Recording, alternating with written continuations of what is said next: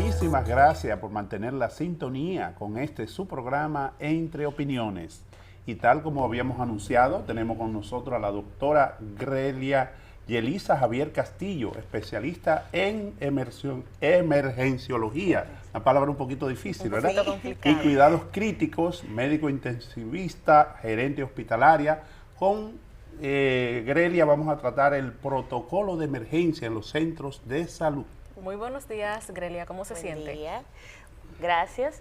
Aquí de nuevo visitando las casas. Ay, sí, la segunda ocasión en que nos acompaña, y en esta nosotros estaremos hablando sobre los protocolos de las emergencias en los centros de salud. Pero antes de llegar ahí, queremos saber, de acuerdo a usted, la definición, ¿cómo lo hace usted de la emergencia médica? ¿Qué es?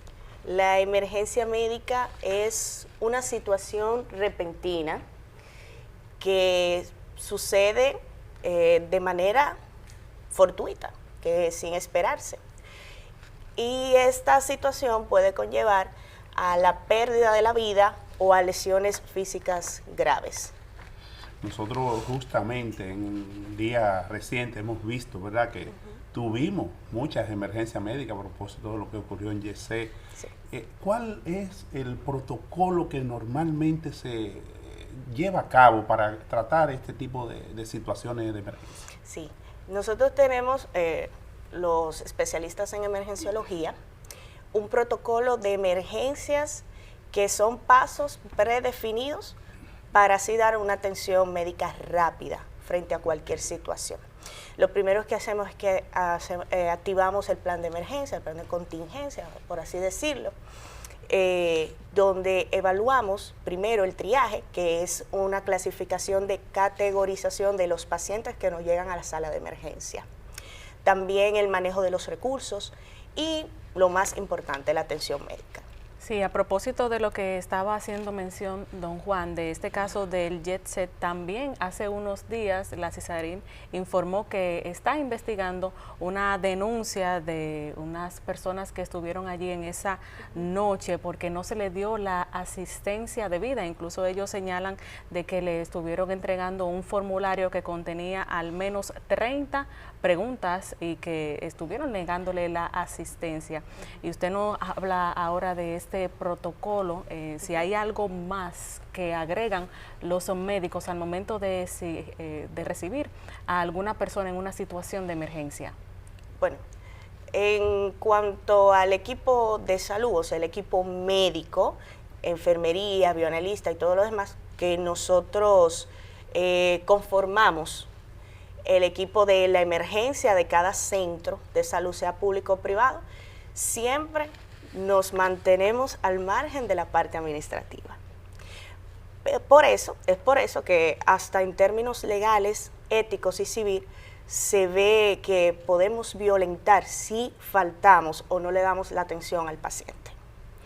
En este caso, ¿cuál es la finalidad básica del protocolo de emergencia? Para que nuestros amigos televidentes lo tengan claro. Sí, la finalidad básica del protocolo de emergencia es simplemente dar la atención oportuna, una respuesta rápida ante cualquier situación que se presente, ya sea de unas emergencias tanto internas que se pueden ver, son raros los casos, pero se pueden ver emergencias internas dentro del plantel de salud, como afuera, como pasó recientemente.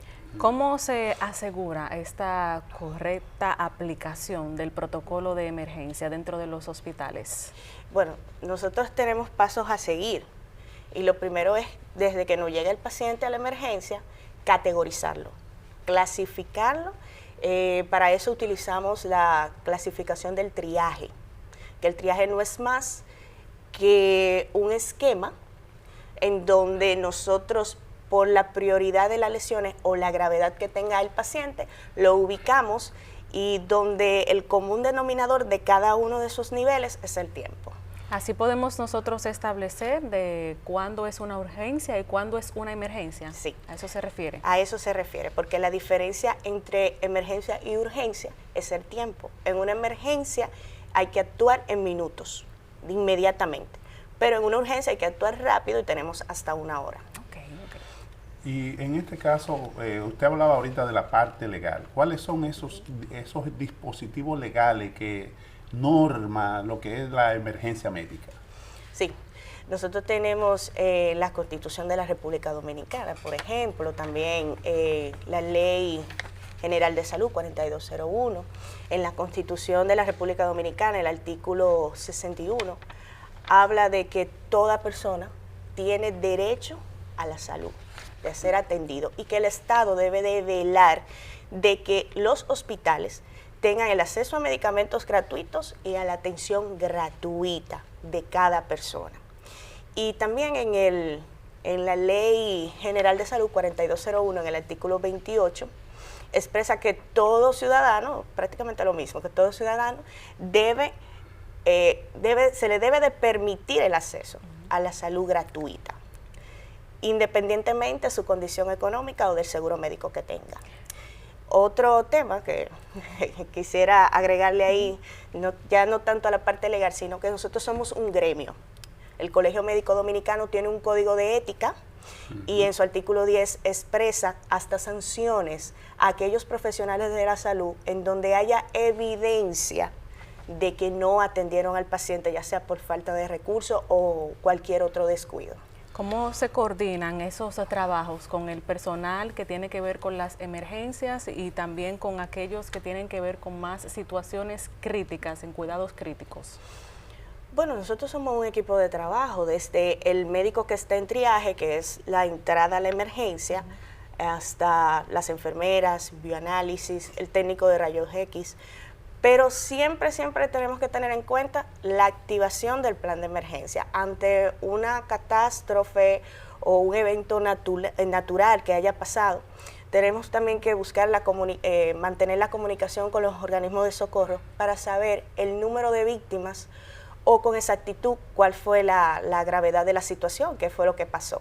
Y ahí entonces se activa el protocolo de emergencia, que es donde nosotros ubicamos primero los insumos, los equipos que tenemos en el centro y la disponibilidad del espacio, camas y el recurso humano, que es lo más importante. Usted en varias ocasiones ha hablado del triaje, ¿verdad? Pero defínanos con más detalle en qué consiste este concepto de triaje. El triaje, que es nuestro fuerte de los emergenciólogos, por cierto, es un sistema de categorización. Esto va por prioridad del paciente. Un paciente que nos llegue, también el triaje que utilizamos aquí en República Dominicana es del Manchester, es un sistema internacional en donde se divide por varios niveles y se le asignan colores. También tienen tiempos de atención los pacientes. Un nivel 1, que es el paciente de emergencia, un paciente que no se queda ahí en la zona de triaje, sino que pasa al área crítica de la emergencia del plantel. Automáticamente ese paciente debe de ser atendido en las primeras inmediatas, en el primer minuto que entra, que pasa del triaje directo al área crítica. Y tenemos el nivel 2, nivel 1 es el rojo, por eso le dije los colores, niveles del 1 al 5 y tiene diferentes colores. El nivel 2 es el color naranja, que en el nivel 2 tenemos un paciente con una emergencia y hay que atenderlo inmediatamente, pero podemos, según la condición y la gravedad, podemos durar de 10 a 15 minutos. Y ya luego, el 3, el 4 y el 5 entran en la categoría de urgencia. Dentro de su experiencia, doctora, ¿cuáles desafíos tenemos nosotros en esta materia de la aplicación del protocolo en los centros de salud de nuestro país? Bueno, mi experiencia es que prácticamente es nuevo y muy pocos lo saben implementar. Es más bien un tema de educación continua dentro de todo el personal. Nosotros los emergenciólogos quizás somos más diestros y muchas veces tenemos que servir de ayuda a otros especialistas o médicos generales, médicos familiares, porque ese es el día a día de nosotros. Y en nuestra formación también nos incluye el programa de triaje. Nosotros estamos en un trayecto, como decía Pedro Mira, en el mismo trayecto del sol, pero también de los huracanes, de situaciones incluso sísmicas. ¿Cómo ustedes integran dentro de sus procesos formativos esa situación especial que tiene nuestro país como país tropical y que pasa por estas situaciones. Sí, ahí ya entraría lo que es también la medicina prehospitalaria, esos pacientes o esas víctimas que uno asiste en la calle. Y como le dije, la comunicación es importante con los organismos de socorro para así saber la cantidad de heridos, la cantidad de víctimas, también, ¿por qué no?, la cantidad de fallecidos y la magnitud, las personas que estuvieron ahí en ese entorno donde ocurrió el hecho. Y nosotros prácticamente es la comunicación con el equipo de socorro, en este caso el sistema 911, el DAE, y nos informan que va para allá, tantos traslados, y nosotros podemos tener ahí las camas, los ventiladores, porque en la emergencia tenemos ventiladores. La gran mayoría de las emergencias de este país hay ventiladores.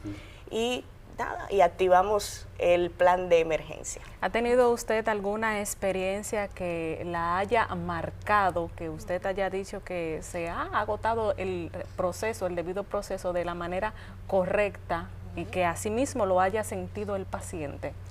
Sí, en accidentes de tránsito, sobre todo esos politraumatizados, esos accidentes de tránsito de gran magnitud que hemos estado presentes en la emergencia, muchos que han sobrevivido, que han sido una recuperación larga, pero ese tema de los accidentes, esos politraumatizados siempre nos dejan marcados, porque a nosotros los médicos emergenciólogos, porque tantas cosas en una sola persona, desde cráneo, traumatismos craneales, e incluso hasta pérdida de órganos abdominales que han tenido esos pacientes. En ese mismo sentido, ¿qué mensaje a usted le gustaría transmitir, sobre todo en esta parte de los accidentes de tránsito, que como sabemos la República Dominicana se sitúa dentro de los primeros lugares, lamentablemente, y que justamente cuando hay alguna festividad, como en Navidad, también en el asueto de la Semana Santa, son justamente los accidentes de tránsito, específicamente los motoristas, los que tienen el mayor porcentaje en esta materia? Sí, no, mi consejo es específicamente limitar el uso de bebidas alcohólicas si somos los conductores, y también limitar el uso de celulares mientras conducimos, porque muchas veces no estamos bajo los efectos de alcohol y tenemos accidentes graves. Nosotros, por ejemplo, todavía tenemos un poquito el trauma de lo que fue el COVID-19, ¿verdad? Y sabemos que en ese momento hubo una situación de emergencia, tanto nacional como internacional, y que los UCI, como le llamamos, la unidad de cuidados intensivos, estuvieron repletos. ¿Qué situaciones específicas nosotros qué experiencia nos quedó a nosotros de esa situación? Bueno, la experiencia, la que más me marcó, porque los que estuvimos ahí, la primera línea, fuimos nosotros los emergenciólogos, los especialistas de emergencia, que atendimos esos pacientes graves, todos, porque era una enfermedad nueva, no teníamos los medicamentos en sí, el medicamento exacto para combatir el microorganismo, el virus que estaba afectando a los pacientes. Y las respuestas rápidas, muchos de esos pacientes nos llegaban a nosotros con necesidad de 5 minutos de llevar a ventilación mecánica. Y en materia, Grelia, de números en nuestros hospitales de emergenciólogos, ¿estamos nosotros con la cantidad de vida o hace falta? Lo digo para aquellos que están interesados en la medicina y que todavía no saben por cuál área irse. ¿Cuál es la necesidad actual que hay en la República Dominicana? Bueno, nosotros ya hacer una especialidad nueva, una especialidad que va de la mano tanto con traumatología, medicina interna, ya en los últimos años nos hemos ido integrando un poquito más. Hay más programas, hay hospitales de segundo nivel, no solo de tercer nivel, de segundo nivel, que tienen emergenciólogos. O sea, quizás la cantidad sería no la favorable, pero sí tenemos emergenciólogos en los hospitales. La capacidad suficiente. La capacidad suficiente hasta ahora sí. Y en términos organizativos, ustedes, por ejemplo, como médico especialista, ¿tienen algún espacio, alguna sociedad, que los vincula dentro del colegio médico? Sí, nuestra Sociedad Dominicana de Emergenciología. Qué bien. Que también es nueva, fundada prácticamente junto con la especialidad. Bien, Grelia, a nosotros el tiempo se nos ha agotado, pero si hay algún mensaje que usted desea transmitir en unos segunditos, pues puede aprovecharlo ahora. Sí, claro, sobre todo con el tema de las emergencias. Ante una emergencia, primero mantener la calma y llamar, porque nosotros tenemos el directorio telefónico 911, también tenemos los bomberos, que todo está integrado. Integrado, sí. Y que al momento de llegar a los servicios de emergencia tenemos que ser conscientes de que pudieran estar abarrotadas en ese momento por cualquier situación que haya pasado, pero que tenemos un protocolo de manejo según el tiempo. Para que por favor es más paciencia que otra cosa. Ese sería mi mensaje. Bueno, muchísimas gracias a la doctora Grelia Yelisa Javier Castillo, que han estado conversando con nosotros sobre todo este proceso del protocolo en las emergencias de los distintos centros de salud y que nuestros amigos televidentes han podido entender, ¿verdad?, de que no siempre hay que atenderle desde que usted llega, sino que depende de la urgencia, de si es algo muy urgente o menos urgente, entonces tiene que tener la calma suficiente. La calma, exacto. Grelia, muchísimas gracias por habernos acompañado en esta ocasión, otra vez aquí en Entre Opiniones, y muchas gracias a todos ustedes por haber mantenido esa sintonía con nosotros. Será hasta mañana, si Dios se lo permite. Que tengan todos un feliz y bendecido resto del día. Bye bye. Bye bye.